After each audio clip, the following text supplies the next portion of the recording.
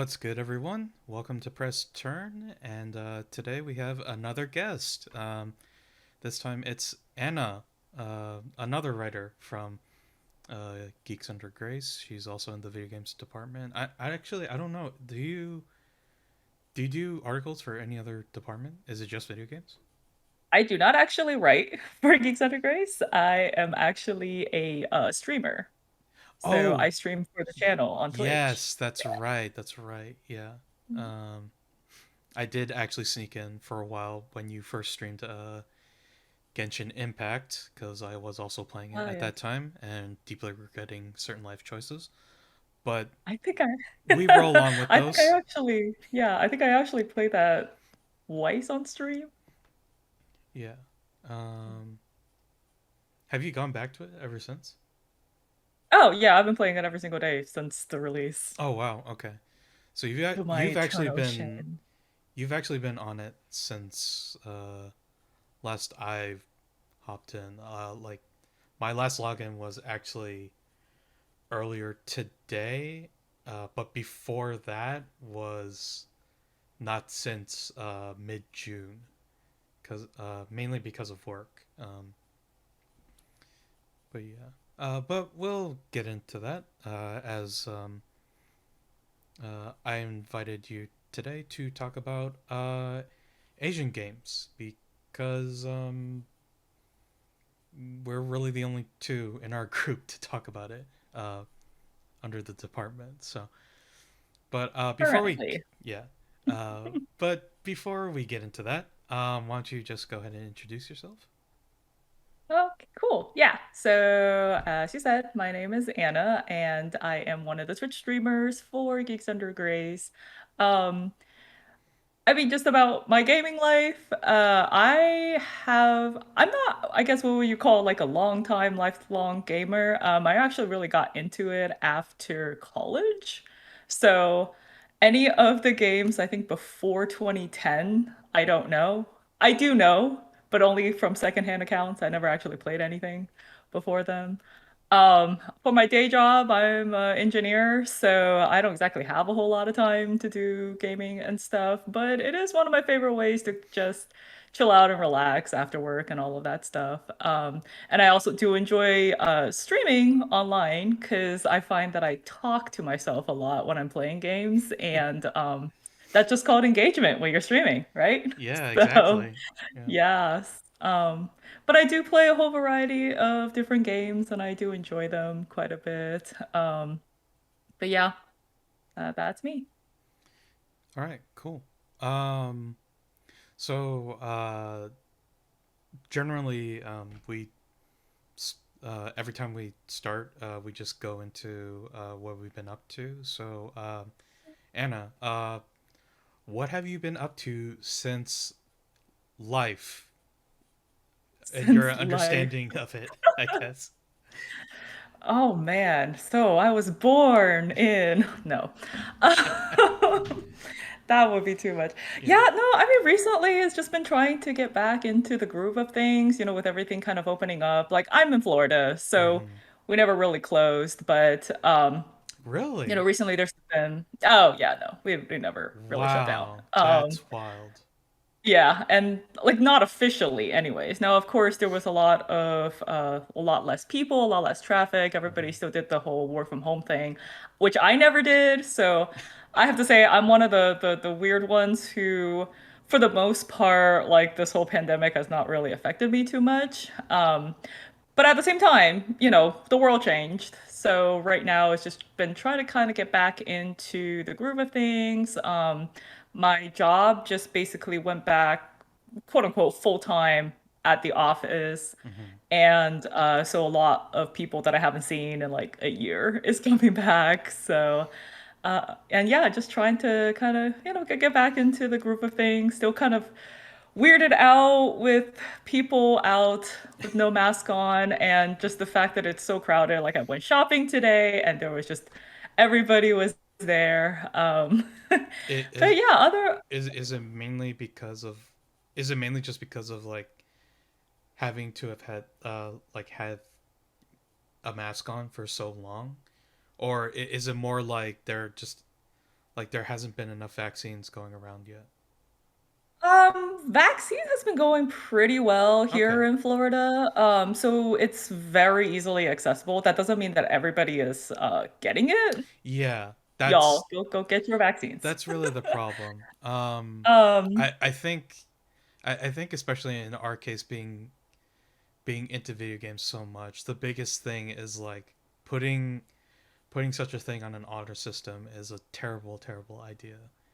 Uh, Yeah, but I mean, I'm fully vaccinated because I'm like, whatever. It was so easy, as soon as they kind of opened it up to everybody, we've had like pop-up vaccination sites everywhere and, mhm. no appointment needed, no nothing. You basically walk in and you're gone in like 20 minutes. You're done, you know? So So, I live in San Diego, Mhm. and in California they have been doing lotteries actually. Really? Yeah, like it was wild. Like I was watching local news at work, and it was just like uh Oh, was that to come to a encourage people to yeah, to to get vaccinated? yeah, Okay, exactly. yeah. Because I heard about that. I guess it was either like people were too paranoid or just didn't want to do it for some reason. So then it Yeah. eventually came down to like, okay, fine, we'll I don't know, we'll hand out 4K TVs, $10,000.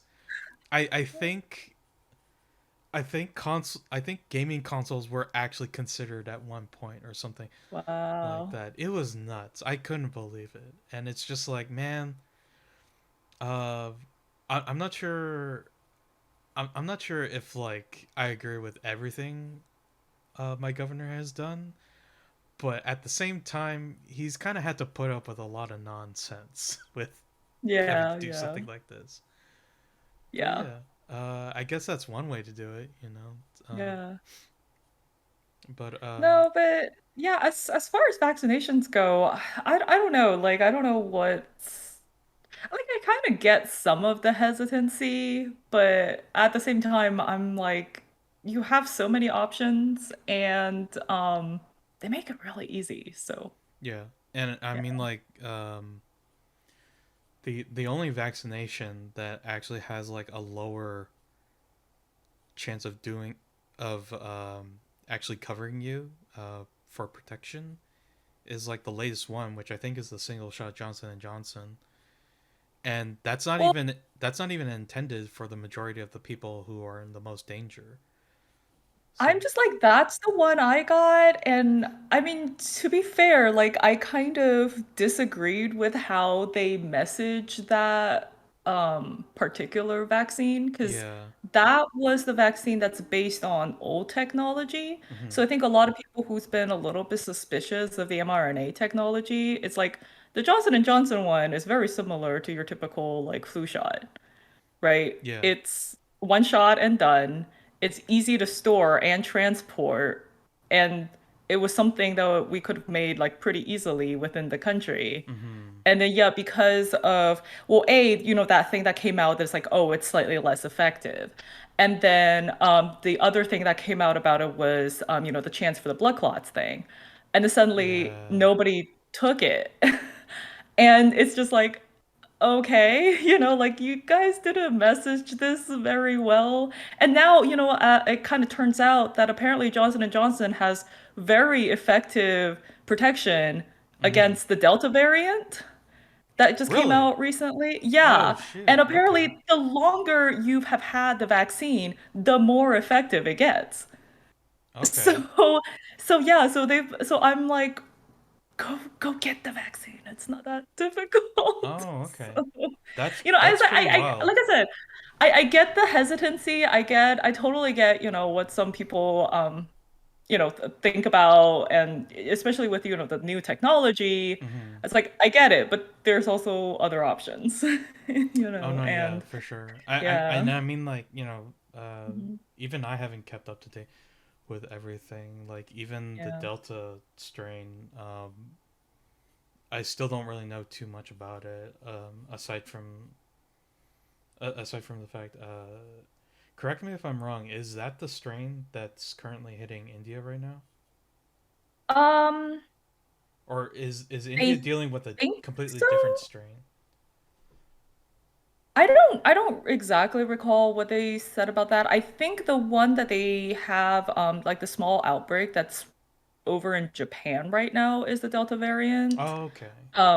They're predicting that this variant is going to become the dominant variant here in the US pretty Mm, soon. Um, but it seems like it's highly contagious, but doesn't seem like it's necessarily more dangerous than any other variant we had. okay. So it's like, well, Yeah. No, for sure. Um, right, right. It's just, yeah. look, it's only been around for what, a year and a half right now. Like, as much as we will like it, there's just simply not enough research to say Yeah. anything completely for sure at this point. Yeah, So, absolutely. Like, yeah, and it unfortunately it's like it's just another thing that we're gonna have to we're gonna have to deal with yeah, for we're gonna have to line up to get another shot of which is more than basically true of likely. like which is Yeah. basically true of like every other um I was about to say disease. That's completely incorrect. Yeah. But basically But like influenza, yeah, yeah. like influenza and Based, stuff. yeah. So, But hey, we'll see. yeah. Anyway, wow, that got really serious. I don't know what to do. Anyway, Transition, hard what about left. games? Let's talk about something fun. Yeah, speaking of pandemic, have you played the board game No. Um, I have. yeah, Yeah. yeah. That board game actually, I really like the concept of that game because Hmm. it's one of like the very few cooperative board games that you can play. It's probably not for everyone. I just like it because it's more like it engages my brain where it's like I'm trying to solve like a problem and that's like the goal.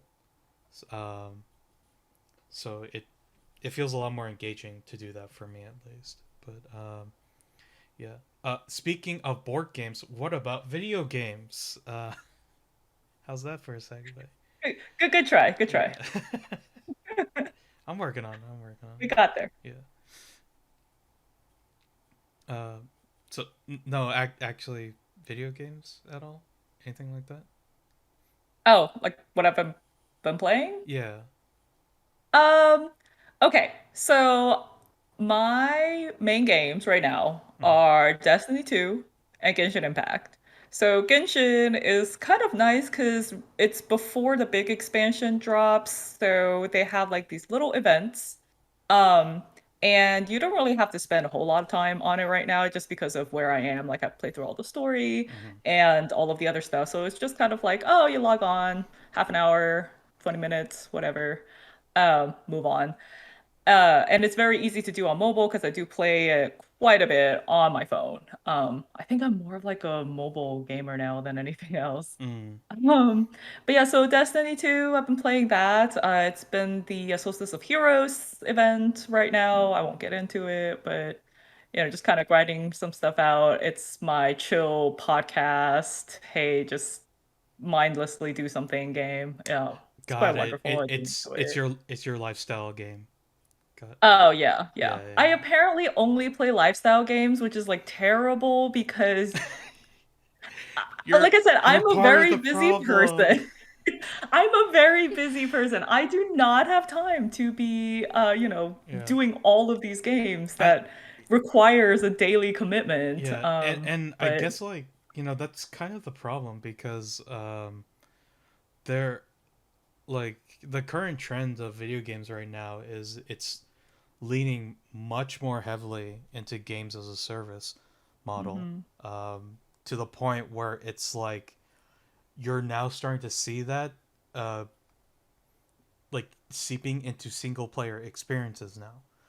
Yeah, Genshin so Impact being like one of the more recent examples, but even stuff like Red Dead Redemption 2, Breath of the they just Wilds to a announced bit of a the next degree, Assassin's Creed is probably going to be some sort of like expansive ongoing live service.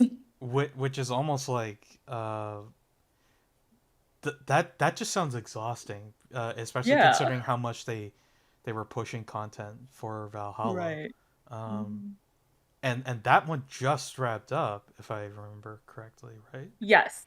I believe the last DLC just released a couple of weeks ago, I think it is. Yeah.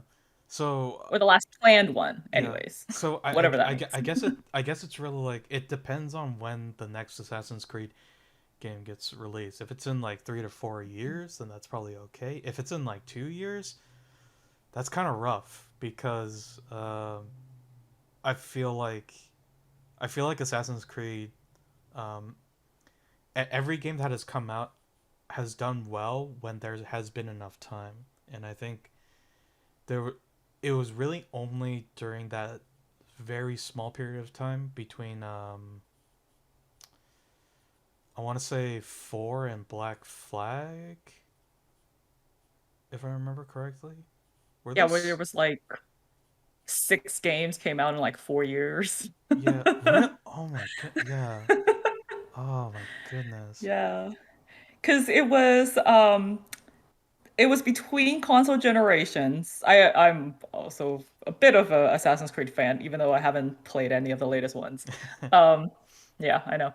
Great fan. I just like follow it because I'm like, oh, this is so exciting. It's like, are you gonna play it? Absolutely not. I don't have time. What are you talking about? Um, I'm in it yeah, for the it story. sure. Yeah. Um, but yeah, it was like they had the like the PS3 360 version of it that was like Rogue, I think it was, and then they had like Unity.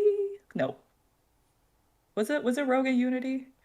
So like Black Flag was like uh already half and half, more or less.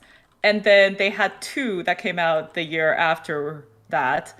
And then there was the one that was set in London. I forget what that one was called. And then they had all of the little mini adventures, like the 2.5D games. And then it was just like on and on. Then they like redid some of the stuff, remastered it. Like I'm just like, it's too much. That is way too much. Yeah, it's actually ridiculous. Oh my Yeah. goodness. What am I looking at here? Oh, I'm looking at the comics and the books even. Oh, that Goodness. too. Yes. So it's an expanded universe This with comics books. So the books yeah. actually wrapped up a lot of current day storyline. So if you didn't read the books, you had no idea what happened to these people, Yeah. which is always great. Um, Oh, but okay. yeah, so I think like what they were talking about was this new the next Assassin's Creed is probably going to be more like a platform. Like if you actually think about how like the Master Chief Collection is for Halo, so that any new content might be releasing into it. And I don't know if you have to like Oh. buy things piecemeal or because the way they talked about it, they're like, oh, it'll be something that'll be good for I think the future of Assassin's Creed, both like big and small. Yeah. So it could be like shorter adventures or maybe something like a 2D platformer, like what we had with the I think they were called like Assassin's Creed Chronicles, Mhm. with like the three different stories that was set in Russia, China, and India, I believe it was. Yeah. And yeah, so it might just be kind of like a platform with certain things that are releasing into it, maybe some like free content, some paid for content, but you just end up getting your Assassin's Creed universe all in one place, I think is the idea. Mhm. So it's kind of like a half and half between like a live service game and it's like taking that next step Mhm. towards a live service game. But Yeah. Like that's just what I like that's just my impression from their release. I don't no. know if that's exactly how it is. No, Um, honestly, I think you might have something on yeah. that because with Doom Eternal, if you've played that game at all, the way it loads up is like Mhm. it doesn't really like give you a menu. It gives you more like something kind of like in Destiny 2 where it's like the character screen, Mhm. but then it's like it shows you how your Doomslayer looks. If you've gotten any like whatever your most recent achievement is or something like that. And then it's stuff like campaign, arcade, and battle mode. Very similar Mm, to how it was for Doom 2016 as well. So yeah, honestly, I think that's entirely possible. And it's funny too because Fantasy Star Online 2, though I haven't really logged back in a while. When they launched New Genesis, they're still supporting the old version of Fantasy Star okay. Online 2 as well. But what's interesting is that they've pretty much moved the game over into the new graphics engine that they're using for New Genesis, Mhm. and you can pretty much load up your character um, in between both games. You keep all the progress in the old and then there's your progress in the new one. Um, the only difference being is that your level isn't the same. Like basically both games have their own progress, pretty much, um, Right. with the same character. So I think that's also kind of like an experimentation of how to expand the gas model, which kind of like now I'm thinking about it more. It also kind of feels like an MMO as well in that regard. Um, but anyway, let's not speculate too Yeah, much. yeah. I don't want to end up being right and then horribly depress myself. But yeah. Oh, sorry. Was there anything else you wanted to cover or talk about? Uh, no. Well, okay. So I guess going back to what I was playing. So those are like Yeah. my two lifestyle games there, and then I just got through BioShock Infinite on stream, which is my first time. So I actually played through the entirety of BioShock on stream, my Okay. first time blind playthrough. So it was a lot of fun. I got through the Burial at Sea Part 1 DLC this past Thursday, so we're gonna tackle the second one next Hmm. week. But yeah, that ending was something else. Yeah. I'm excited. Burial at Sea. I mean personally, and I'm probably gonna get a lot of hate for this. I don't really care. People can complain me in the comments, which they should, if they're enjoying the podcast at all, or hate me for my opinions, and should totally just Don't invite engage. negativity. You don't invite negativity. No, Positive comments engage me only. on my channel so I can beat the algorithm. But no, jokes aside, I ultimately have a few problems with the game's story, but altogether, I still think it's a fairly decent game to play through. Mhm. And Burial at Sea is definitely a lot more interesting because it kind of it kind of tries to mix things up by taking key elements from the previous two games and mixing it in with how Infinite System works as well. Mhm. I like how there was more of a focus on the use of plasmids in the DLC, Mhm. because like I mean I'm not sure if you notice it all, but at a certain point you kind of just give up on your vigors in the main campaign up to after a certain point and just mostly rely on guns. I can see that. I feel like, yeah, the first two games might have balanced that a little bit better, where you feel like, oh, I've ran out of bullets and now I have to use, my plasmids. And then there's like a good back and forth. Whereas I feel like in Infinite, yeah, it did end up feeling more like you depended on your gun a lot more. Yeah, So, and yeah, I can see that. I will say this: don't bother playing 1999 mode. It's simply not worth it. I I'm only in it for the story. I yeah got other things to do. yeah that's good. But oh man, uh, it got to a certain point where I'm just like, I'm no longer having fun. Like, not even in a challenging way either. So I'm just gonna stop before I Right. just hate myself even more. Yeah. Um, but yeah, that's good. Uh, Sorry, is that a no? That's pretty much it. Okay. What have Um, you been up to? well, like I said, I recently jumped back into Genshin Impact. And I just for some odd reason I just felt strangely compelled to get John's summer outfit. I don't know why. Uh, it's just one of those things. I I already don't know. spent too much money on that game. Yeah.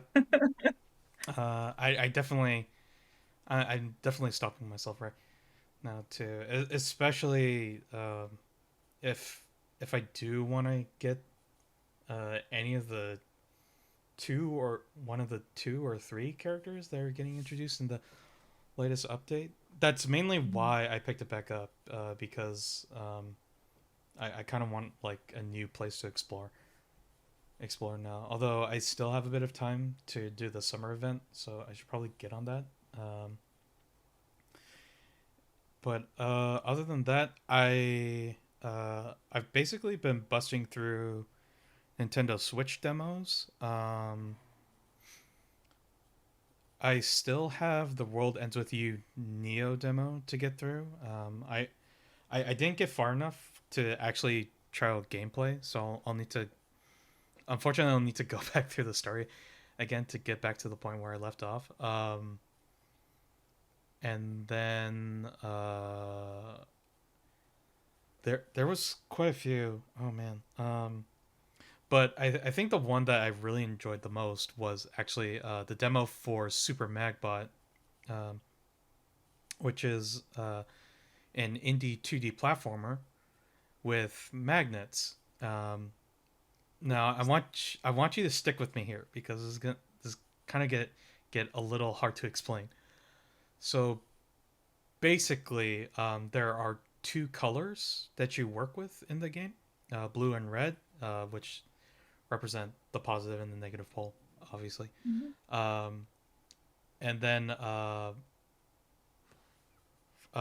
the controller, the triggers, each trigger controls a separate pole. Um, So I think it's the left one controls blue and the right one controls red. So as you traverse through levels, you also have to use a pointer to basically influence direction of where you're shooting polarity, and then you press one of the triggers, and depending on what color it is, it will repel or pull or attract you towards that platform of the same color. Um, Interesting. yeah, it's really interesting. It's a lot harder in execution Yeah. because they're on separate triggers, and Hmm. I think like in general, it's usually a better idea to have the same to have them on the same on like the face buttons altogether. But pretty much with the way it's handled, there's not really a good way to kind of comfortably go between the right analog stick where you control direction and then press one of the face buttons at the same Mm. time because you're you're gonna have to make like some pretty complex adjustments because you can't jump at Right. all in the game too. Okay. So actually, you know what? It's a lot like Celeste, but Right. That's what I was thinking. instead of having a dash or a jump button, Right. they're essentially powers controlled by the triggers instead. Okay. Um, Interesting. What is that called? Super Magbot. Uh, Super Magbot. yeah, I probably have to it's take a look available. at It's that. going to be coming out on Steam as well, but it plays pretty good on Switch. Also, the demo is pretty robust. it basically gives you like six to eight levels, I think, at the start, and then it's just like, hey, for an extra challenge, we're gonna give you 10 minutes to get through a bunch of these extra levels that show you even more stuff that you're gonna do later on, and you're just gonna have to like basically try to figure it out and see if you can unlock even more levels after that. Ah. So is the game released? Like the full game released already? It's just the I demo. don't think so, or maybe it, Oh, okay. or maybe it is actually. Let me check real Yeah, quick. because I think most of the Switch demos are always for release games. Yeah, yeah, it is available right now. Sweet. All right, I'll have to check that out. That sounds Yeah. interesting. I love puzzle platformers. Oh no, yeah. It like at it's so like I was literally doing mental gymnastics, and Mhm. it was already like I was literally playing it only like 8 hours ago, but I work overnight shifts, so I was basically playing it during a break. Um, but it was so crazy where it was just like sitting there and thinking about how I have to control my character to make certain jumps. Like, so for example, like I propel myself by doing a rappel, but then I have to do a wall jump and up to the another ledge, which is kind of like okay. So I would basically have to do like point down, right trigger, point up, left trigger, and that's kind of like it's it's still complex but fairly simple. And then there's the wall jumping that you have to do, and that's just Right. like okay, point down, right trigger, point opposite down, right trigger, and then just for the heck of it, they throw in a third platform on the other wall that requires you to do an attract. And then I'm like, okay, wait, okay, point up left trigger, and it was crazy. Like I was almost like stressing out, just trying to remember the sequence that I need to do. Right. But then at a later level, because of the pressure of the time limit that I had, and the particular stage that I was on, all of a sudden, like it was like a switch just flipped on in my brain, and then I Hmm. just did the sequence in one fluid motion. I feel like you'd kind of get almost kind of a muscle memory if you do the sequence often enough. Yeah, Um, it's kind of like we're used to hitting a button for jump and then hitting the same button for jump again, but this is almost yeah, kind of like you exactly. have to do like a sequence. Yeah.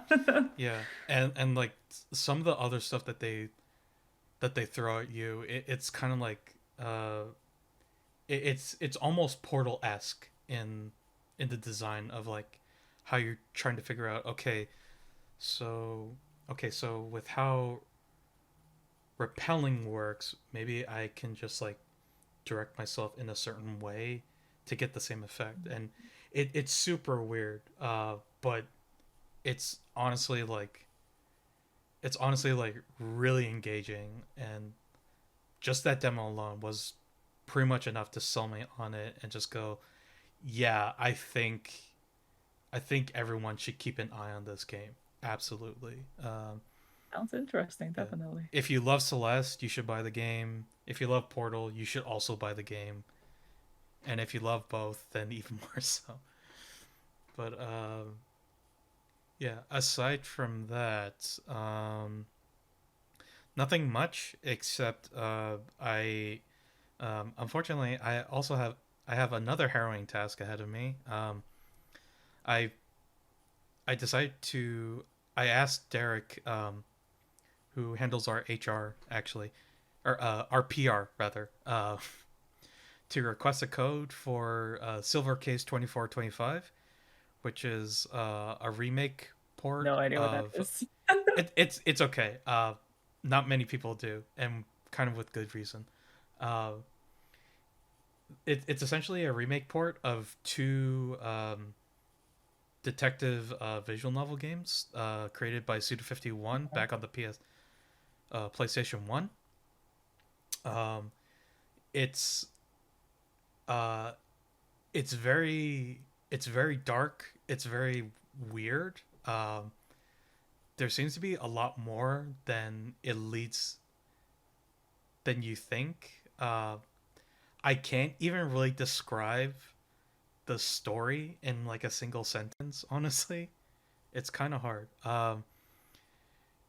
And I pretty much have to play through two of those games, and I was pretty much like on an indefinite hiatus last time I played because by the time I got to like the fourth chapter, so much had happened already. I was just kind of like, I gotta like slow down because too many things were happening and I couldn't even process it all. It was kind of nuts.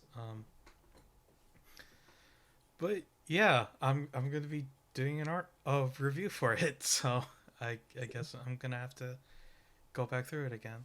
Hopefully it'll be faster this time, maybe. But that's pretty much it. Which is good because I think now's a good time to just get into the main topic, um, which is talking about like the recent trend of upcoming Asian games that are non-Japanese, actually. So like you said you don't actually have too much experience, but I mean like I feel like you always have something interesting to say every time the subject comes up in our writers chat. So I figure we may as well uh, talk about it just to like get a gist of what's happening and just see where things land. Um, for example, what were your thoughts on the recent Black Myth Wukong trailer that was shown off?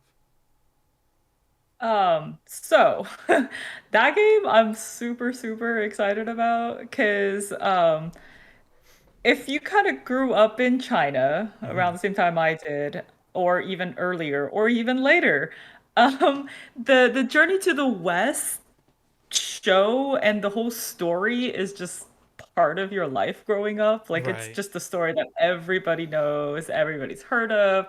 You know, everybody wants to be the Monkey King. Yeah. Yeah, have magical powers, and all of this other stuff. So having being able to see that kind of like that myth in whatever form being brought to life in a video game, just being able to experience it in that media it's super, super exciting. Mm-hmm. Also, the game just looks fantastic, or what they showed off of it anyways. Yeah. So they're probably gonna go Like quiet for a little while, but very excited to see what that ends up looking like when it comes out. I think that was like really the biggest upset of just that whole announcement was just like Mhm. how good it looked. Even like uh there was a lot of discussion about that trailer when it dropped and saying like there were a lot of comparisons to like some Dark Souls like combat, mostly Sekiro, but even then it's very clear that like there seems to be just enough flavor in it that it's it's very equally its own type of beast. Pardon the pun. Not really intended. Yeah. But but yeah, um I don't have too much familiarity with Journey to the West myself. I just know it's really popular in China and also popular in Japan. Mhm. Obviously, one of the biggest animes from Japan, Dragon Ball Z. The Dragon Ball Yep. series in general is based off of that story. Yep. Yep. but it's also just I think what's even more interesting is the fact that it's like you're starting to see a lot of these studios um, show a lot more competency in like presenting their technical power, uh, like with the engine, because it is there any confirmation that Black Myth is on the Unreal 4? I think that's what they said. I'm not actually sure. Yeah. Um, Yeah. yeah, like I'm not entirely sure if it's a based engine or if it's their own, but it's still very interesting because now we're kind of getting like a pretty good scope of what to expect from uh, Chinese and Taiwanese developers moving forward. Kind of kind of getting to see what the high end spectrum looks like with Black Myth Wukong. Wikipedia says it's Unreal Engine, so Oh, okay. yeah. Yeah. Yeah. Okay, that actually helps my point because you're kind of seeing the high end spectrum with Black Myth Wukong, and then you're kind of seeing like somewhat the low end spectrum with Lost Soul Aside. And you know, even though Sony picked up the single developer who was working on that game on his own for such an incredibly long time, it's still uh, it's still very interesting to see like like the kind of ideas that these developers have, and um, also it as a fan of Devil May Cry, it just that's what sticks out to me the most is the fact that these are pretty much like action games, which gets me very excited. Um, but I'm also kind of like, but I'm also like a little bit concerned that we might not be seeing a whole lot of variety uh, with these games. Like they might be a lot of this similar type of game because even right now you kind of see somewhat similar things. Like maybe not everything, but in general, like uh, the core the core gameplay combat is pretty much action based, uh, with like a simple a simple like 3 hit string and a dodge roll. Somewhat like Devil May Cry with Genshin Impact. Also,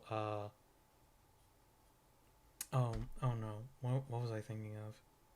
Well, either way, yeah, like for example with Genshin Impact as well. Uh, I guess it's just like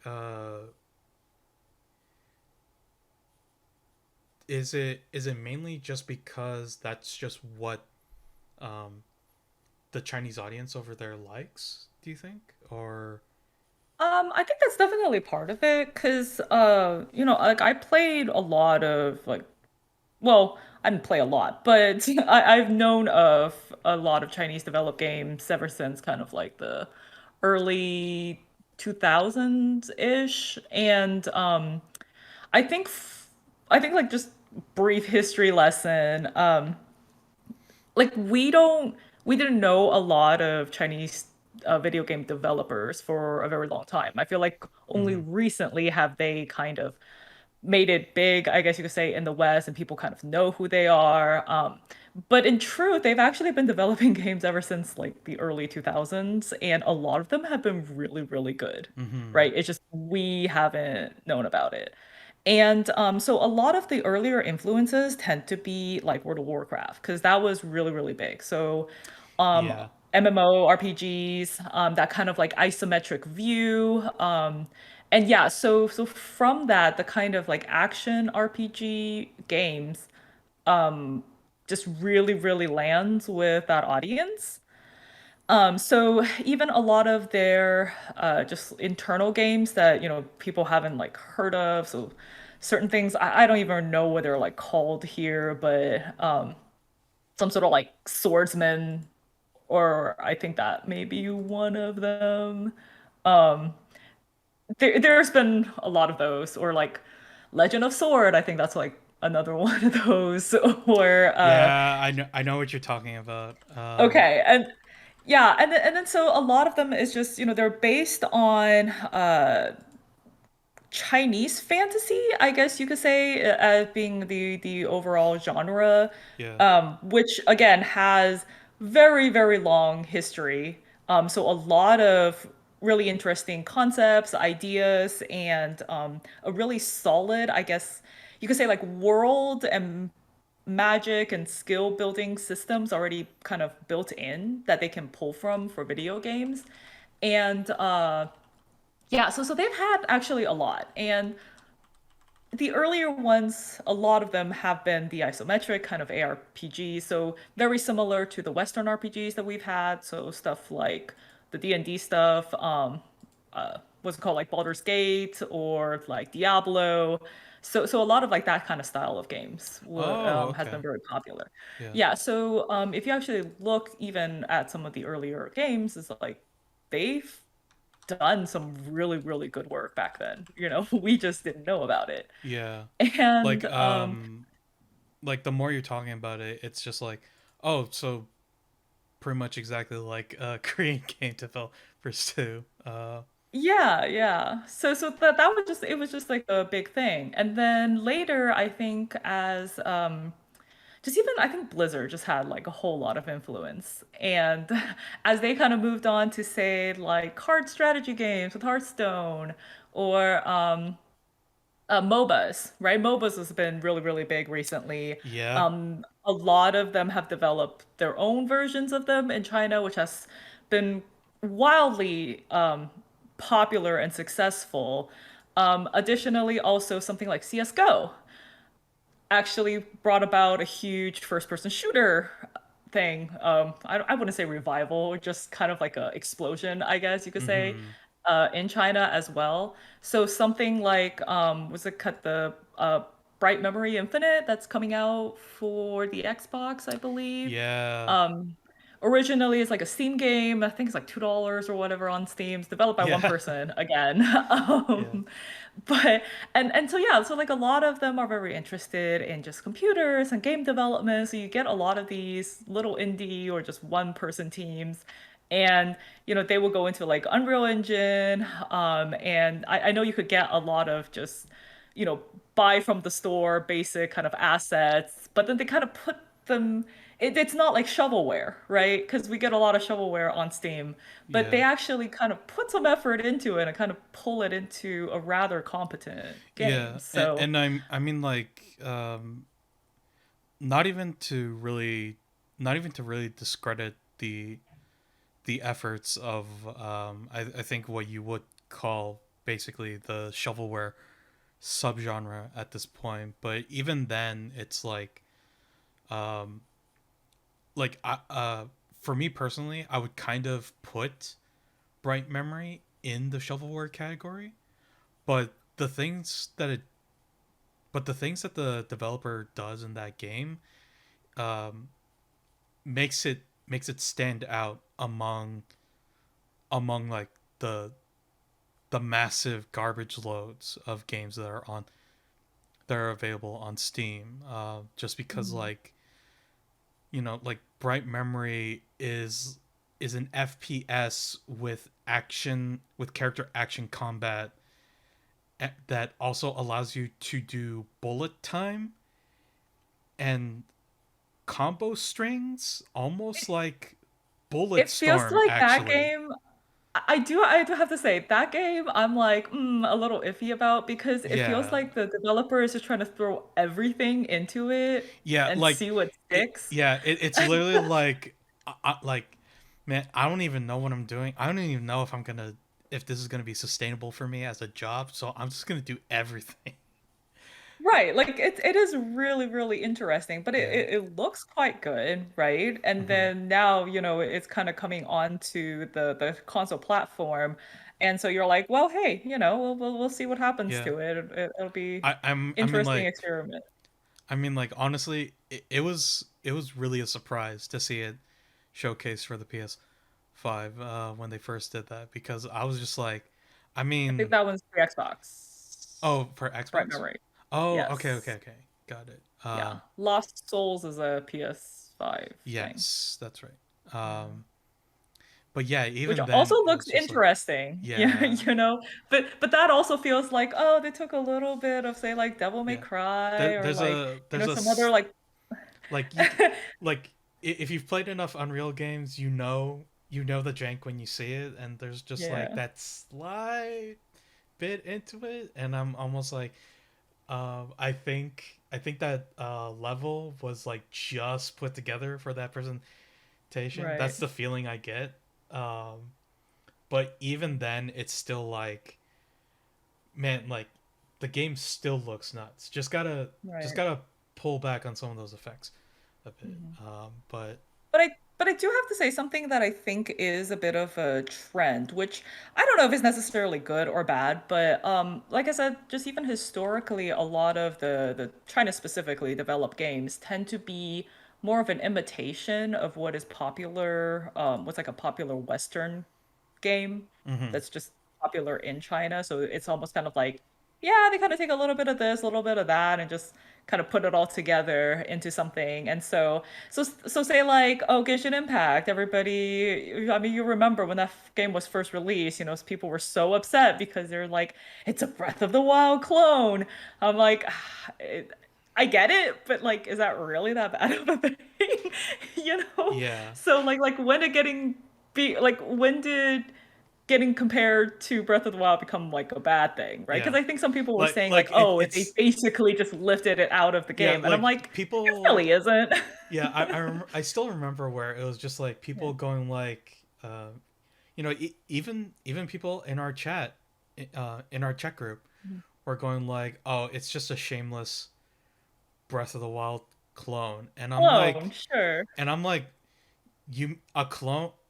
Oh boy, a clone of like the Yeah. most anticipated and well received game of that year. Yeah. Gee, what a shock!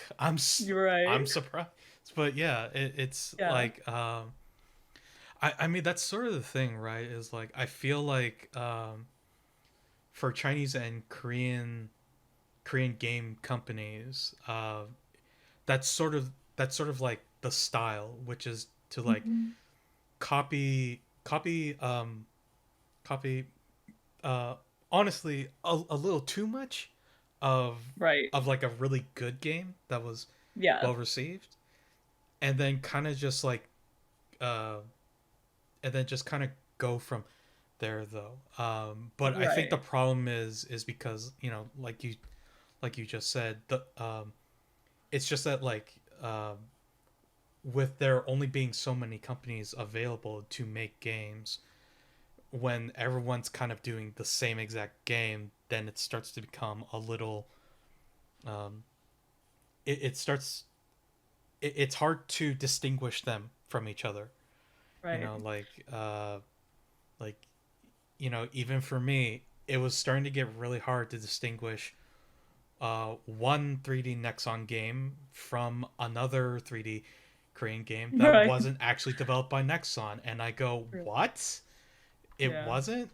There are actually other studios, and it turns out there were, yes, but I think in a way that's also what's so exciting about Black Myth, because it is, I mean, you could say like, hey, it's kind of like Sekiro, it's kind of like a Souls game, but from what is shown, it could also be really not, mhm, right? And then the story itself, the kind of setting, I was kind of like the feel of it is very distinctively Chinese. And I think that maybe just where they have to kind of go next. Because I think one of the reasons why certain types of these games feel so much like a copy is because they didn't really try to distinguish even say like the setting or the type of music or the art style from what they were trying to copy, Yeah. right? But like I said, like I think just even historically speaking, like Chinese fantasy and, myth and history, there is a lot of stuff that they can draw on. And so they can take these systems and, games that, we love and the gameplay and all of this stuff, but to make it feel very distinctively different. And then Yeah. people will probably stop thinking it's Like such a big copy, like right? honestly, if Black Myth Wukong pops off when it drops, like I'm just like, yeah, you know what? I want my dream game of like a Hong Kong style kung fu movie action game. Then like I wouldn't even care if it's a ripoff at that point. If Black Myth Right. succeeds, then I would start wanting stuff like that. I think Uh like something kind of like Sifu that they have showed off. Like that's a little bit more of like an indie, like just actual like fighting, kung mhm. fu fighting game. But maybe like taking that and maybe putting it with like sleeping dogs or something and have something that's kind of like set. Uh That would be pretty amazing, wouldn't it? rest in peace, sleeping dogs. You were taken from Oh us too man, soon. You know, such a oh, good game. okay. Not so enjoyable, but fun fact. Do you remember the game that was supposed to be the follow up to Sleeping Dogs? Triad Wars. I vaguely remember the title, but I don't think I've Yeah. ever So actually. so Triad Wars was originally supposed to be Sleeping Dogs 2, but then Square, I believe Square Enix North America or Europe said that they did not feel like another story with Wei Shen would be as successful as the first one would, and they wanted to move it towards a games as a service model. So it essentially became like a multiplayer online only game, and I play tested that game actually, Interesting. and it was boring. That's Of not what course. I told them, but all I came away from that game was it was terribly boring and full of features that I did not want to interact with at all. It was Should have kind of just told him that it was kind of soul crushing actually. then. Uh but uh yeah, like and I mean to also give credit, like that's what made Sleeping Dogs so enjoyable as well, was like it wasn't just the fact that the game was fun. It wasn't just the fact that, you know uh like the game's engine had like some hilarious results if you just messed around it with it just a little bit, but also just like, even with all that aside, the story was still, I would say, very respectful towards the culture. I think they did a really good job to kind of like represent, at least at that time, what modern Hong Kong kind of felt like to a degree. And like even with the DLC where they played into a lot of like kung fu action film tropes, there was still like a bunch of stuff that was like very uniquely Chinese, like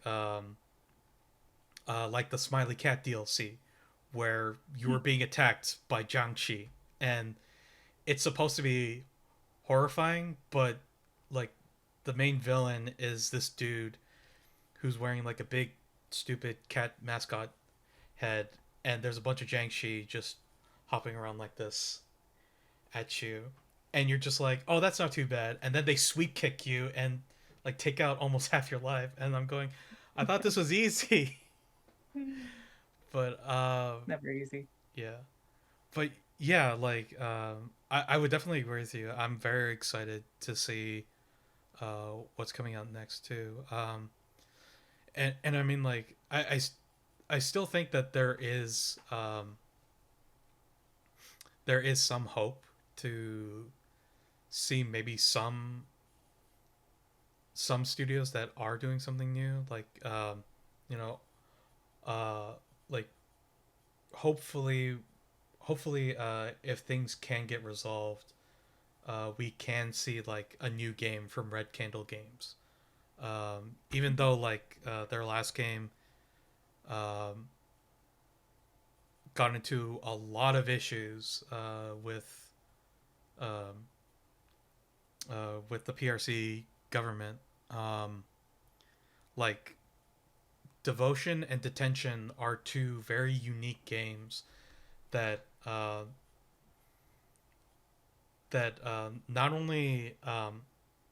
not only do like a very unique thing in the genre that they occupy, but also give you like a taste of culture that not many people would even be familiar with, and like not just culture but also history too.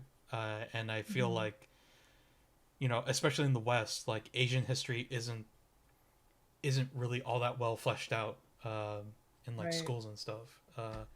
Even though we have a world history class, um, and even to a degree like that that potentially controversial game, Sense, a cyberpunk ghost story. Like even that game is kind of doing its own thing with like a very distinct uh, art style. I'll say Mhm. very generously. um, that is also just like it's kind of copying a lot of elements from Clock Tower of all things, but also some bits and pieces from like Silent Hill and mainly a lot of like the 2D point and click horror games that occupied the indie scene, like way like long time ago. Uh, so it's just kind of like, and I think it's mainly just because like you know now that the borders have opened up for China, and like these developers can start sending out their own products out. Um, you're kind of just seeing like what's essentially commercial catch up in a way from China, and uh, we'll we'll probably just see that advance uh, a lot more quickly than I think what people may be expecting. Like, but again, I think a lot of it does kind of ride on how well Black Myth does whenever that drops, which I believe is later this year, Oh or is no, it I don't. next? They haven't said anything yet. Right. Okay, so it's not even gonna be a while. So who knows? I'm not expecting it until next year at the earliest, Mm-hmm. just based on kind of what they said.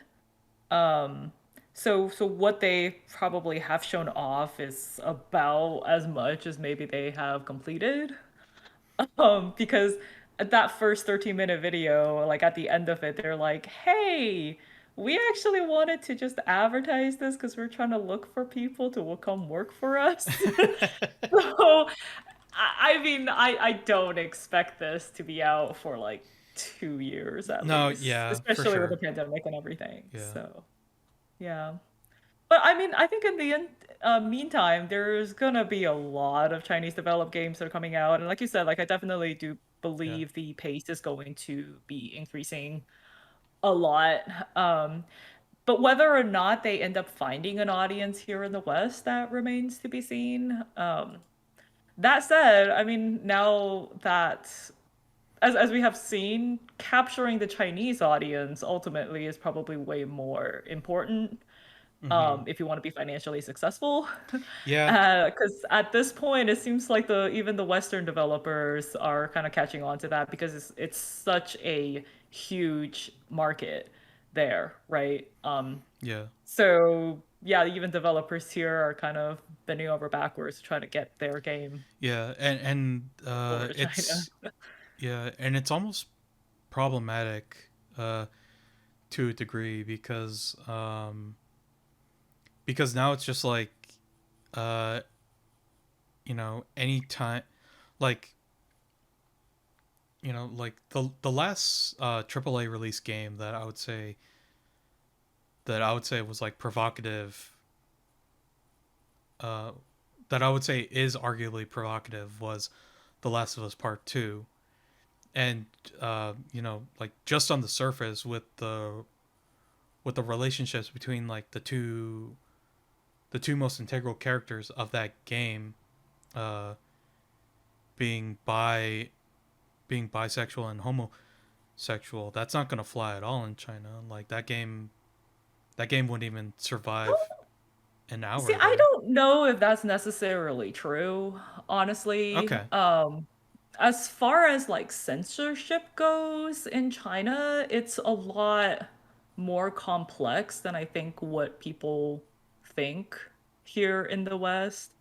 So just even Yeah. talking about like Red Candle games, it tends to be more of an issue when you're talking about like political things, Right. right? So the really the two things that they are very concerned about is anything that might destabilize, I guess, quote unquote, the country, um, A, from a political standpoint, and B, from a cultural standpoint. Mm-hmm. So, how people necessarily look at things that we might consider controversial here is completely different than, say, over there. Right. Yeah. So, what actually will get censored? Like, it's really hard to tell.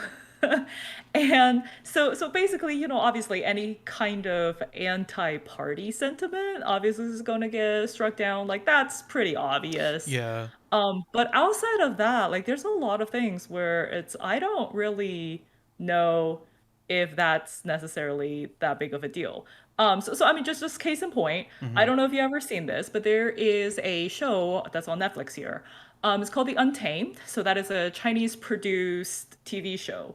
It was a very, very popular web well, it was a very popular story. So it was a novel, right? That got Mm-hmm. turned into essentially a web comic. Then there's like a live action, and that was like an anime for the show. And even though it doesn't specifically say, or you might not be able to pick up on it directly, but the two main characters of the show are gay. So that is like one of the most popular stories in like recent years in China. Mm-hmm. So, like it's obviously not necessarily something that they would censor, Yeah. right? And then so it's also kind of weird because the idea of violence also, like what level of violence is considered, acceptable or whatever. Right. Yeah. Any kind of like sexually explicit content, like what will be considered acceptable. I think that line is not quite as well known or as exact, I suppose, as what we have out here in the West, as to like what's Yeah. allowed on cable TV, what's allowed in this, and what's allowed in that. And I don't know if it's maybe they're still trying to figure it out. Like it's just, sudden exposure to a lot more things than maybe they're used to. Mm-hmm. Or if yeah, or if it's just like a case by case basis. I don't know. So yeah, it's interesting. I don't know if it's necessarily like that clear cut. Yeah, for sure. I mean, like, I do apologize if I made it sound like it seemed like it was very cut No, and I just clear. It I was. just think like I just think we don't have like a big grasp like a good grasp on it, and I don't think they necessarily do Mm-hmm. either. So it'll be like an interesting trend to see, right? So I totally understand like people would think it's like, oh, this would never work in China. I'm like, Mm-hmm. well, that might not be true. Yeah. Yeah. Yeah, that's true. Because again, like it's really only been like a few years. So thinking about it, there's yeah, like they can't they couldn't possibly really have like a really decent policy in place to really address everything for that yet, right? Yeah.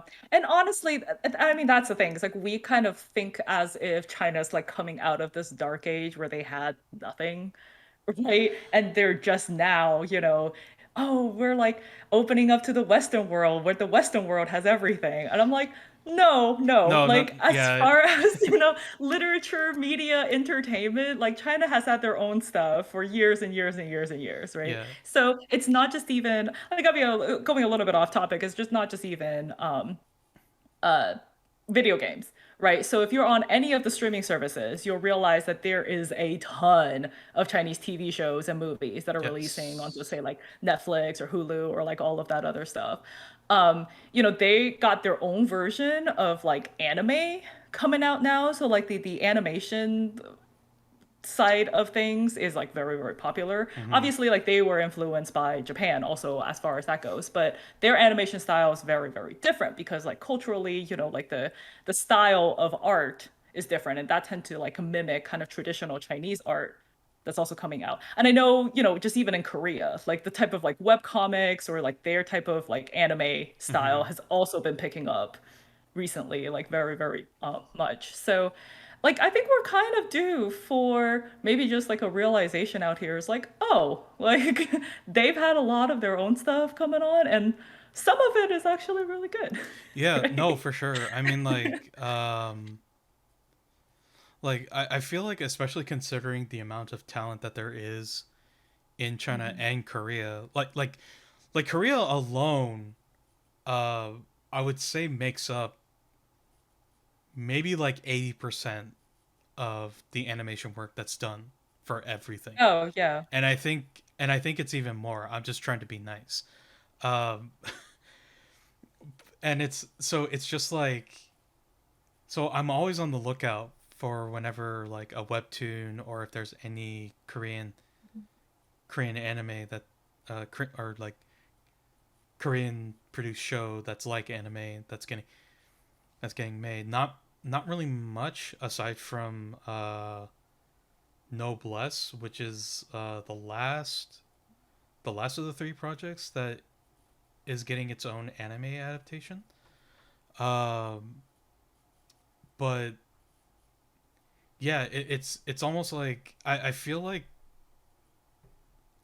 whether it's China or Korea, it's just like um, one of those studios like all they really need is just one big push for like all of it to explode. And because like in China and Hong Kong alone, I feel like there are a bunch of animated series that I'm just learning about that have already been going on for quite a Yeah. while already, and like I'm just learning about them now and going The like, amazing thing is, every single year, kind of like the big releases actually in China and Hong Kong uh-huh, actually end up on Netflix here. So really? yeah, Okay. so if it's not I have to tell you, if it's not something that you've checked out on Netflix, you probably will never see it, Okay. right? But you start watching, say, like one Chinese drama or like one Chinese like movie, suddenly that is all that gets recommended to you. So right Yeah. now, because I actually tend to watch a lot of it there, because the amount of stuff that comes out of China every single year, just from like a TV show perspective, it's so much that there are like literally hundreds of YouTube channels devoted just to follow these shows, right? But the couple of good ones every single year ends up on Netflix here. So like for me, I'm just like, hey, if it ended up on Netflix, I'll give it a watch, you know? Um, but yes, because I tend to watch multiple episodes of that just is all like all that gets recommended to me. Mm-hmm. And yeah, just even through that, I'm like, oh, I didn't know this was a thing or that was a thing. But yeah, there's like two or three, I think, recent Chinese animated TV shows. Like I said, well, not a couple, a few dozen actual live action shows. And again, some of them are actually quite good. And then quite a few Chinese movies, which I think might be their next big marketing push or something. I don't know how well that's gonna go because, like I said, just because of the amount that they put out, a lot of it feels kind of rushed, shovelware, and just total junk that Right. you definitely don't Yeah. want. Yeah, for sure. But a few of the select ones that do end up, say here in the West, actually are actually pretty nice. Hmm. So yeah. And like just to Oh, bring it one back to. Oh, recommendation, okay. if y'all Okay. haven't seen this, there is two movies. They're both called the Yin Yang Master, which is actually based on an old Japanese IP. Both movies are actually quite excellent. One is based on like the old novel plot, and then one is actually based on the mobile game. Both are actually worth a watch. They're not anything fantastic. They're just like a fun summer kind of like popcorn Yeah. flick, but both are highly enjoyable and I do recommend them. I've actually played this game. Yeah, It's on Myoji, right? yes, Yeah. Omyoji. Which Hmm. is by NetEase, which is NetEase is Chinese, right?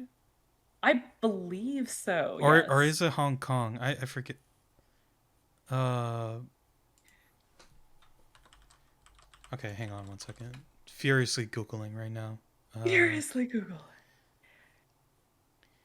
I think yeah. it's Hong Kong. It might be Hong Kong. Yes, Hong Kong. Yeah, Hong Kong. Yeah. Wow. Okay, yeah, and that was actually like one more thing I wanted to touch on real quick because I feel like we can't be talking about um games from Southeast Asia without talking about the mobile market because Hmm. like to say that they are killing it is an understatement. It Right. is actually domination. Like literally domination. Like Yeah. I'm looking at the list now and I know for a fact that most of these games continuously occupy like top 20 at least on the Android, at least on the Google Play Store. Or like top 50 like I Identity 5 on Myoji, Super Mecha Champions, which is basically Fortnite with giant mecha. Um, Is that yeah, one Japanese? A uh, couple of these were also Japanese. yeah, but well, I see that's where it like gets kind of iffy because a lot of them, I think what it is that they actually commission artists and voice actors for like Japanese work. Mm. Like Super Mecha Champions, yeah, all the CV, like I'm seeing a lot of Japanese CVs for anime. Tomokazu Seki is like the one that really stands out to me. Rina Sato as well. Yeah. Um, I mean, to just bring it back to say Genshin. Like, if yeah. you look at the list of Japanese Well, VA for that not game, not it is even mind-boggling. not even Genshin. Like we should talk about Honkai Impact third and Oh, that how too. Yeah. like basically if you look at the development cycle of Honkai Impact third, that is beat for beat how Genshin Impact does its updates and releases as well. Mhm. It's Yep. very close, very similar. Um, Same to the developer, point so to the point not where surprising. I honestly can't tell if Honkai Impact and Genshin Impact actually occupy the same space canonically. That is actually a theory that Yes, Genshin might actually just be a digital world within the world of Honkai. yes, because of the story in the Honkai Impact third, which I only barely know just enough to establish that theory, and it's kind of blowing my mind because I'm almost like like this is wild because of how individually successful both those games were. The moment you tie those together, it's going to be like an explosion of like not just crossover content, but also like even more potential popularity for that game. Like once once that crossover with Genshin happens, it's gonna be insane because they just did it for Honkai Impact, where one of the characters is a playable character you can get in that game right now. Yeah, Uh, Fischl ended up in Honkai yeah, for as a and limited I time saw a thing. screenshot, and I'm like, if I didn't know where she came from, I would literally just think she was designed for the game. Be- Right. it, because she Speaking could. of MiHoYo, Yeah. yeah, did you know that they're actually coming out with another game released for Android? It's actually going to be a good lord, detective dating simulator Yes, I heard about visual that. novel Yeah, yeah, thing. yeah, yeah, yeah. Oh And it's man, like, oh no, now they're getting into the there's Bishonen. more. They're getting into the Yeah, Bishonen genre. This is yeah, madness. yeah. Well, So, and not even that. Have you heard of Tower of Fantasy? mm-mm. So Tower of Fantasy is a game that's currently out in China and Hong Kong, I believe. Mhm. Uh, Developed by Hata Studio, and it's not officially out yet. There have only been betas so far, if I remember correctly. But it's set to come out globally as well. And from the impressions I got from people on YouTube and online, a lot of people are a lot of the people that have been doing coverage for the game are essentially calling it the potential Genshin killer. Oh, okay. Like like Say I that I about mean every like single game. yes for sure. Like that's not what I'm paying attention to. What I'm paying attention to is the fact that um like it's another game that's like Genshin on the same scale apparently. And it but it's also like you get to create your own character too. So it's like even more like, oh no, this appeals to me even more. And I'm Yeah. almost like, okay, is Hata Studio actually a potential competitor? No, too, whenever this game comes out. Uh I don't know because again, as somebody who's played a lot of these game as service games, yeah, in a way there is a space for all of them. So that's true. it might actually not be that big of a deal. Hmm. Um, but yeah, it's they also have to kind of, I think, like differentiate themselves somehow, and the mobile space is kind of insane. So Yeah, yeah. it's honestly nuts right now. I think what was so successful with Genshin was the fact that there was a whole controversy with about it being a Breath of the Wild clone, which I think helped it because nobody probably has ever heard of this, Yeah. Well, especially in the all the West. people who Uh, were getting mad about it were were Helping it, yeah, inadvertently spreading the word about it, and people going like, right.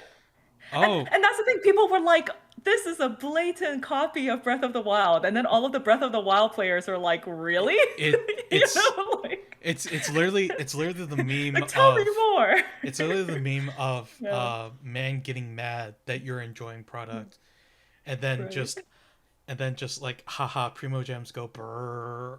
Yeah. Yeah, and then also the fact that, it came out to PlayStation 4 and now PlayStation 5. It was also a full-fledged PC game. Yeah. And the fact that the mobile version of the game was no different from either the console or the PC version, right? and Because a lot and of and that it runs really really well. well. Yeah. It's So, kind of like yeah, it is I'm also coming honestly to the upset. Switch. Yeah, it's also coming to the Switch, and they just announced that they are enabling cross save, I believe, between all of the platforms. Oh no. So you can actually port your thing to your Oh PlayStation now, no. I'm which gonna I'm will gonna have be that game on everything fun. now. Yeah, it'll be great.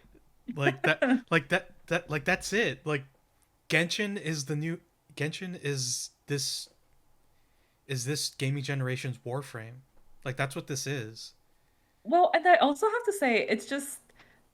the production values is like one thing, but also Yeah, just the storytelling in that yeah, game. Like I know a lot of people don't necessarily, it's like, oh, it's a gotcha game, that kind of like pulls the whole thing down a little bit. yeah. But man, if you actually play through the story, like it is It's good. incredible. It's It is so it's good. good. Like not Like even that last expansion legit made me cry. Right? So the whole story wait. With the part with what's his face? Tartaglia? Or are you talking about? no, no. Oh no. So the Okay. story about Zhongli and the dragon, Oh right? yeah, yeah, yeah, yeah, yeah, yeah. Okay. That Yeah, legit made me cry. So yeah, yeah. I mean, I was like, wow. And Like then now, with the new expansion, they're like, oh, what is the Electro Archon's idea of eternity? You're like, like in oh term no. in terms of like anime stories, I would say it's very I would say it's very by the numbers, but I think it's still just like it's a lot better than it's executed a lot better than it should be, Right. honestly. Like Yeah. and And you're like, it's it's just a silly mobile gacha game. And you're like, it really isn't though. It's so yeah. good. And I mean like, the fact that they worked on Honkai Impact first definitely helped with that. Hmm. Cuz like, like the way story beats were revealed in that game were definitely a lot rougher, but they clearly got better as time went on. So then by the time Genshin Impact come out, it's basically like, yeah, you're kind of just like just playing an anime story by season. Yep. Um, Yep. so it's nuts. And Hmm. I think MiHoYo has another game set to come out after the Detective one, but Oh, really? I don't think Well, there's that too doesn't much known surprise about me. it yet. I can't actually confirm. I think that was just a rumor. Is the problem, Well, I mean, but they made what, like $1 billion more now, they, in like half a year. they could So, honestly they could hey, probably bomb the next two games and still be fine. you'll be okay. Yeah. Uh, but yeah, it's nuts. And oh my goodness. Sorry. And we've been talking about Genshin Impact all this time. We haven't even talked about the real juggernauts that are behind the scenes right now. The ones behind Azure Lane and Girls Frontline. Oh, okay. Azur Lane, I heard. I have not heard the other one. Okay, so oh, and so Azure Lane,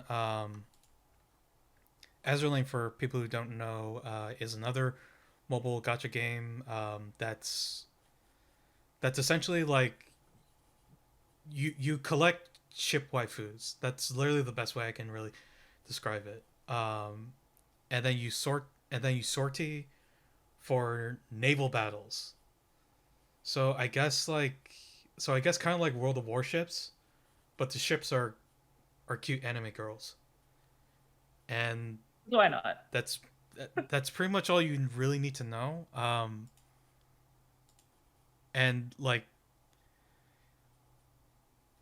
I don't even know how much.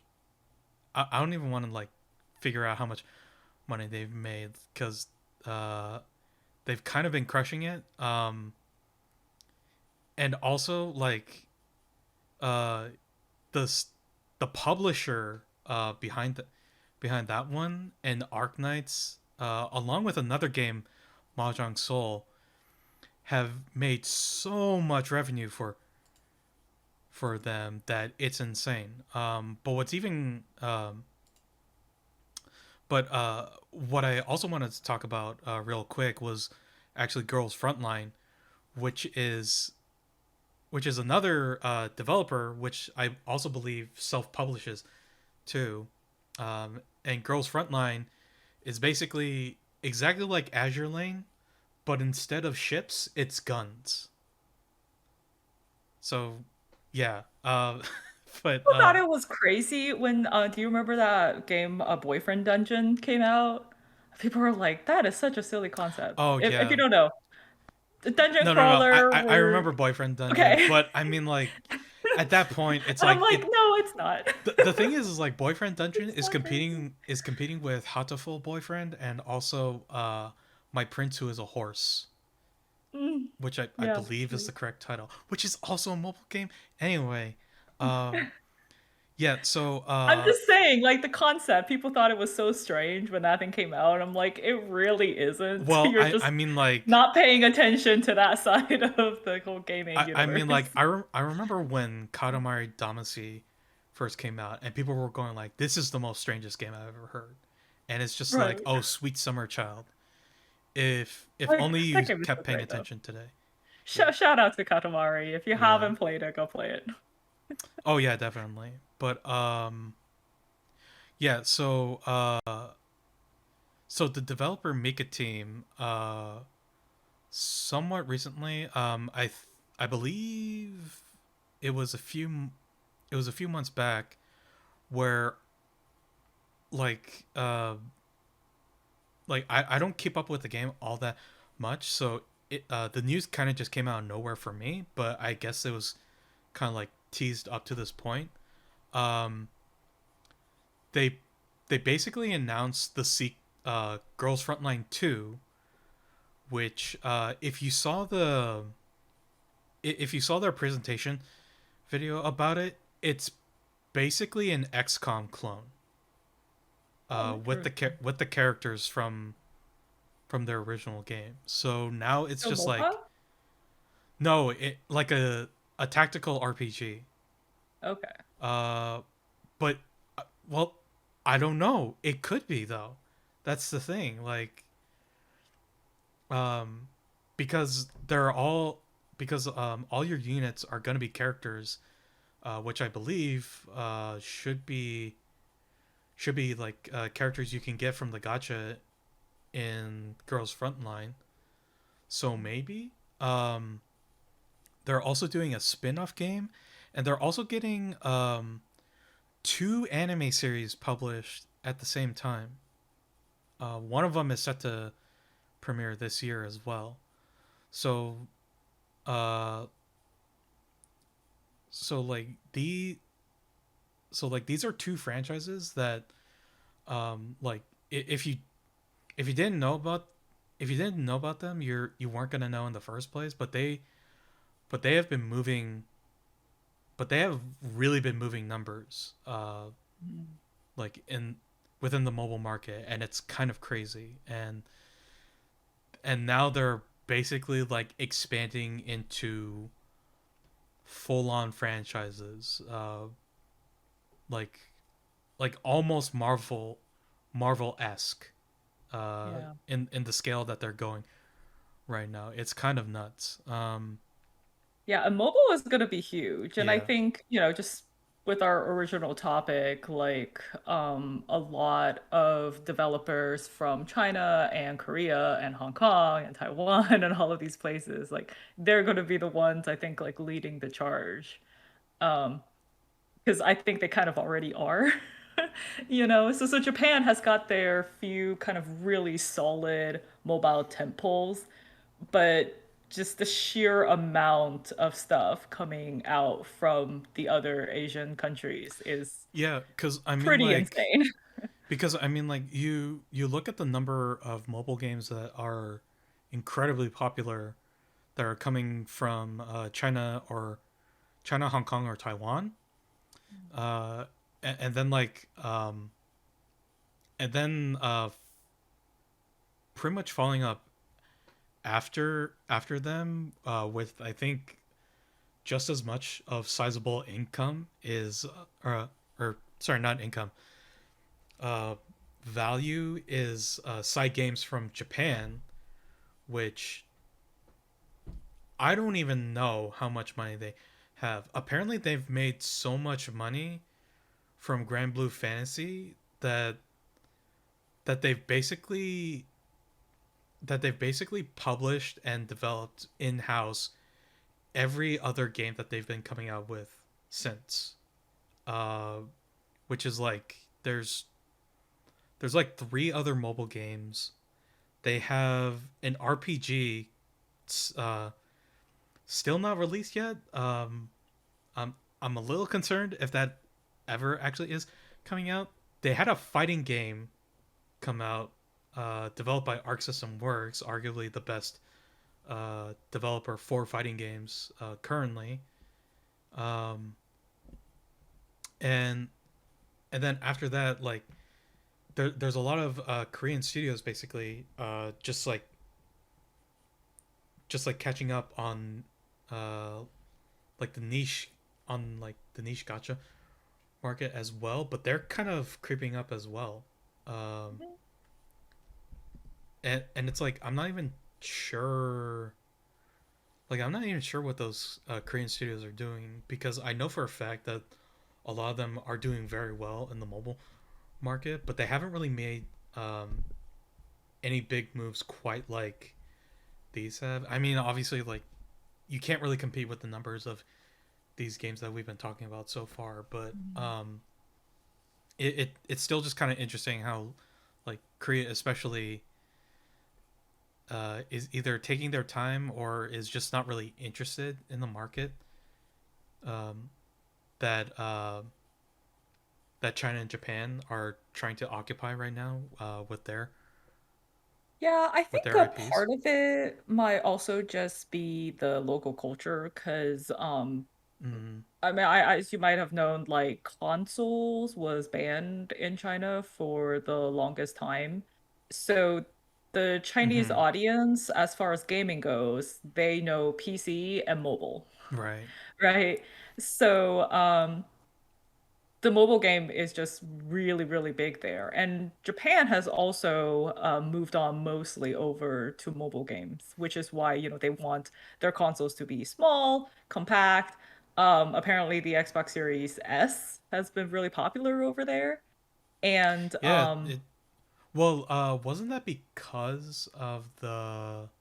they think it's cute. Like literally they think it's cute. I think Oh, that's okay, what okay, somebody said okay. in like a recent interview. Yeah, that's right. That's right. Um, Yeah. yeah, so I mean it's just I think that has to do a little bit with also just the culture, right? Okay. So it's big there, so developers develop for that, and that just becomes the big thing. But I mean, personally, I'm actually really excited because I do play a lot of games on mobile, right? And like I said, like I keep saying this just even in chat that I probably played more hours on mobile this year than I have any other platform. Yeah. And I have all of the platforms, and I'm normally like very much a PC gamer. But just the convenience of it, the fact that a lot of them are just really, really good. Mm-hmm. Um, Definitely, I think that's another area that, as gamers, eventually you're gonna have to accept the fact that mobile gaming is legit gaming.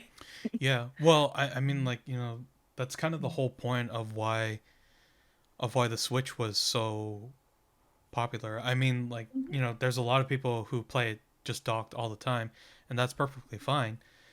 But that was kind of the thing is that like now you didn't have to choose between Right. keeping it at home or taking games with you. You could just do Yeah. both now. Uh, and uh, and I especially think like you know even though even though Amazon and Google shot their shot and didn't really land it very well, I can't believe I'm actually being this nice to them about their cloud gaming platforms. But I do think cloud gaming is an inevitability, Mhm. especially with how popular mobile gaming is. Yeah. You're seeing a lot more. Uh, you're seeing a lot more interest in making cloud gaming possible. Not enough to really hit the news in any significant way, but there's still like a lot of there's still like few quite a few companies that are actually trying to develop the technology right now. Mhm. Um, one of the ones which I'm interested in is Shadow PC, which Mhm. seems to be the most successful so far. Where it's just like they're basically just going region by region and Hmm. doing like small little installments just to see like how well it performs. And once it gets to a point where it's like, okay, it's actually performing at the it's actually performing to the point where like we're satisfied with this, even with like latency issues and the wireless infrastructure. Um, that it's like, okay, this region is set, now we can move on to the next one.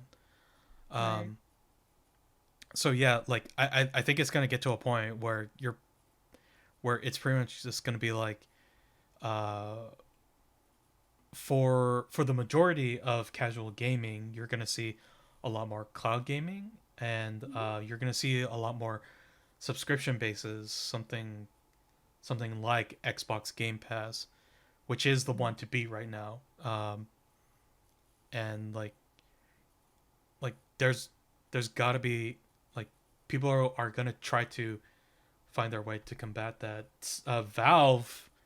Valve announced that they're working on their own Switch type console, uh, which is supposed to be set for next year or the year after, I think.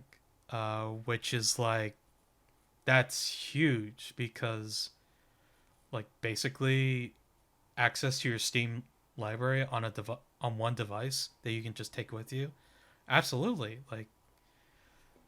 like there's like so many people would get that, as long as the price is right. But uh, I'm that not goes holding my without breath saying. on it because just Valve being Valve, it doesn't exist until it does.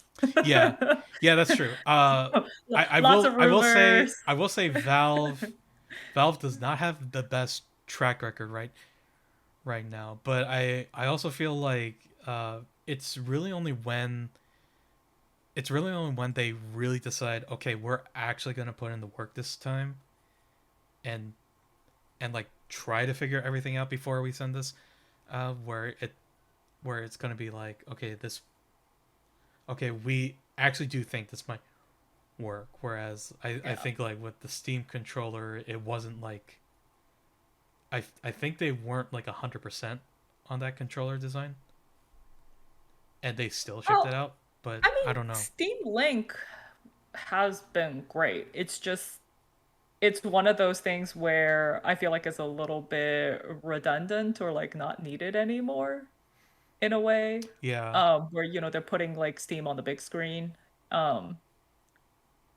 But yeah, I don't know. Valve, it's like usually whenever they put something out, even if it doesn't quite land, it's always a solid product. Mm-hmm.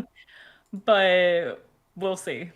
Right now, there's no pulse as to what it is they're Oh, actually trying to do. yeah. No, So I wouldn't. I I'm just honestly like, if they wouldn't announce expect something any. great, if they don't, I'm not gonna hold my Yeah, breath on no, it. no. I mean, like Yeah. in terms of mobile gaming, I'm not expecting any big ways soon. Within the next 5 years, definitely, but Yeah. not anytime soon. I mean, if the Switch OLED is a sign of things to come, then I think we can not hold our breath. We can just wade the waters a bit. Uh, RIP Switch OLED. Uh, I I can't believe the rumors got so congested just to result in that. But anyway, yeah, I think that's a good stopping point for us. We definitely went into a lot more stuff than I was expecting, so that's Yeah. definitely good. Um, but yeah, this has been Press Turn. Anna, thanks for joining me. And if you want to go Thanks ahead for and having plug me. anything right now, go right ahead. Oh, just kind of follow me on the Geeks Under Gray's Twitch channel and yeah, watch me try to finish BioShock Infinite. And I'm playing Psychonauts next, so that'll be exciting. Uh, when will you be playing that? Because I'm not So sure. I stream on Thursday nights, 8 to 10 Eastern, that's 5 to 7 Pacific. Okay. So I know the timing's a little bit weird, but if not, hey, you can always watch the video on demand. Yeah. they do get saved for 2 weeks after the fact. So Okay. Because the problem is, I think I think unfortunately this episode might not be coming out until uh mid August actually, going by my oh, that's schedule. But well, then you might catch me playing the second one then. okay. Because my hope is to finish the first one and then probably go straight into the second for Oh stream. yeah. Oh my goodness, Psychonauts too. Yeah. Oh. Oh Yep. man, August is so great. Like August is gonna be so great. That's like a lot The of games rest that of this year, that's a lot of yeah, the games that rest of I've this been year is looking going to be forward to that crazy. are coming out. No Yeah. More Heroes 3 and Psychonauts 2. Yeah. I think there's one more Yeah. thing, but But I think honestly, the rest of this year is going to be pretty solid as far oh as gaming. yeah. Yeah. And I don't know for sure, but I feel like the year after, the 2022, is going to be just a massive blowout.